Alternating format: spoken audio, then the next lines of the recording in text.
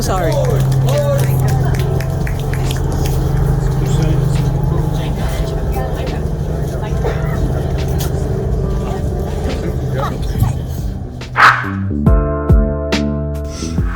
Every day we wish he is still here with us.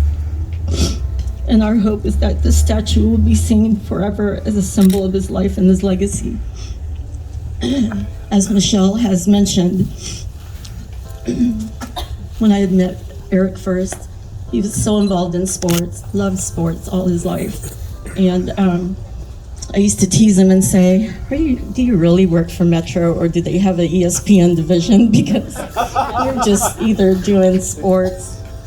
And I'm so grateful for our Injured Police Officers Fund. And they've stepped up not only did they lose their friend, but for the strength that they've had to continue the mission for the great work what the organization stands for. But yes, Erik loved all the kids in the world, and he wanted them all to experience the sports and become the best human beings that they can be. And some of our families were not able to afford the monies, and so he was able to sponsor a lot of kids yearly to join the YMCA. And you know, a lot of them, you've seen them growing up in some of our high schools and playing the best football, softball, or baseball. And if I have missed anyone tonight, I just want to tell all of you, thank you for being here, and thank you for loving our family, and thank you for loving our great state of Nevada and our city.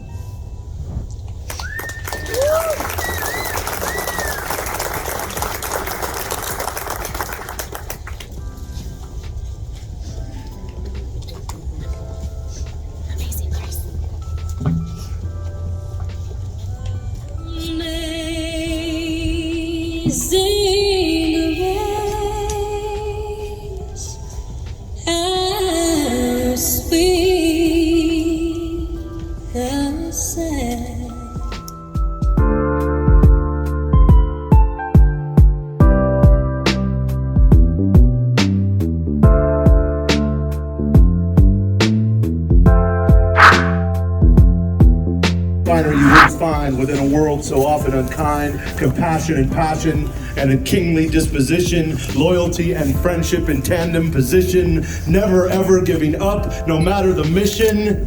Erik Lloyd, to the very end, is everything it means to be a true friend. We speak of our wives, our love for them first, the care of our children, the meaning of birth, family, a pinnacle, a reason to be, the job of a police, keeping America free. I never met a man who gave so much for so little back. Injured police, needy kids, the homeless, those who lack, with Minddie in tow and always in charge. Erik Lloyd found a way to always live large. Giving and giving and giving away his time to other people every moment, every day. It seems he must time travel as much as he does. He's in 10 different places, but time still is a love. Culture and cigars and whiskey and more, always on duty, always through the door. I used to wonder, does the man ever sleep? With all of the things he responsibly keeps? With all of the things. I promised Erik a poem for his retirement that year. I'm afraid I've had to break it, to wipe away a tear. He left a little early.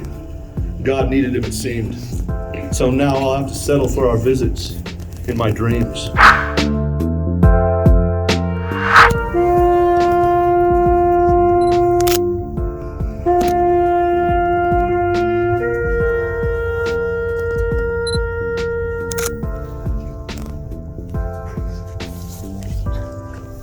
Ladies and gentlemen, that concludes our show this evening.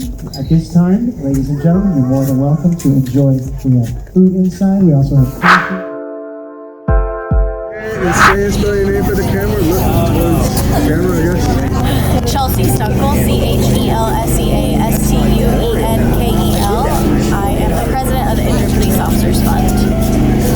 And my NDDIELLOYD.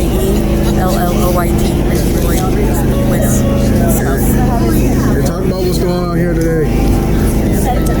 Tonight we're at the YMCA where they unveiled fallen Lieutenant Erik Lloyd's statue to honor him and all that he did for the community, serving with the Las Vegas Metro Police Department, as well as the president of the Injured Police Officers Fund for several years. So it was a really special night.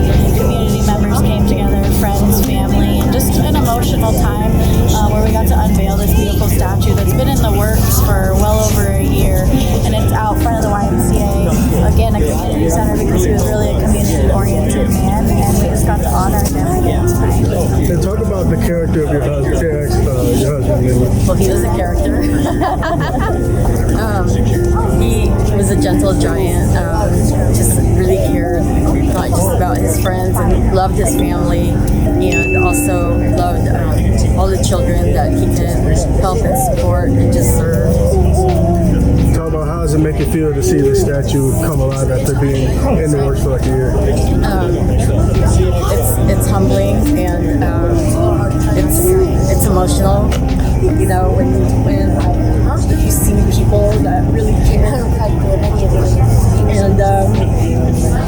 and all the work that they have done, that they have gone through, just to keep his memory alive. And that's really what this is about. You know, the statue will keep his memory alive. We're doing that through the work with the Injured Police Officers Fund, because he worked so hard for that, and we're going to continue doing that. But this statue is just another way to remember him and keep him alive in the community. I didn't even cry that one. Talk about the location here of the statue being put here. Like, why was this place chosen for the statue? The YMCA is near and dear to his heart, and he had sponsored so many children and families that they were able to, through his help, that they were able to afford getting sports or any type of classes that they can go through the YMCA. How appropriate is it to see Erik holding a child? It's so fitting. Yes, it's. He was such a family man. He's a very family man. That was the most important thing. Like they talked about in the poem, he was always doing so many things, and it was just shocking. Did he ever sleep because he was doing so much for the community? But truly, all he cared about was, doing right by the community, but being with his family and his children and then grandchildren. He just loved them so much, and everyone that knew him knew that. So. Spoke to this story. So it was your idea of having Erik holding a child. It's none of the two girls, but he loved children. He did, and it was so fitting, and giving chances to families, saving them.